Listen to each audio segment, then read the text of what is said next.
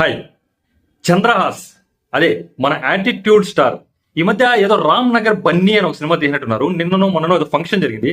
ఆ ఫంక్షన్ లో తను రెండు మాటలు మాట్లాడాడు. ఒకటి వచ్చి మా నాన్న ప్రభాకర్ బుల్లితెర మెగాస్టార్ సూపర్ స్టార్, సో ఆయన చేయని సినిమా అంటూ లేదు, చేయని క్యారెక్టర్ అంటూ లేదు, టీవీలో అన్ని programmes hit.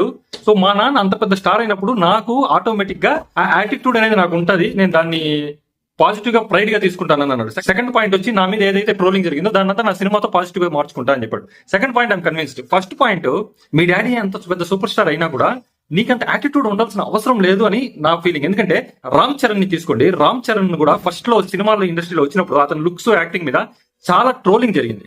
What is now is a global star, తన సినిమాలతో నిరూపించుకున్నాడు. ఇప్పుడు ఎవరు తనని ట్రోల్ చేయరు. సో అదే విధంగా చంద్రహాస్ కూడా తన సినిమాలతో ప్రూవ్ చేసుకునే ట్రోలింగ్ నుంచి బయటపడొచ్చు. అయినా ఒకటబ్బా, మరీ ఎక్కువ ట్రోలింగ్ చేయకండి అబ్బా, పాపం హట్ అవుతారు, కొంతమంది డిప్రెషన్ లోకి వెళ్ళిపోతారు. Thank you.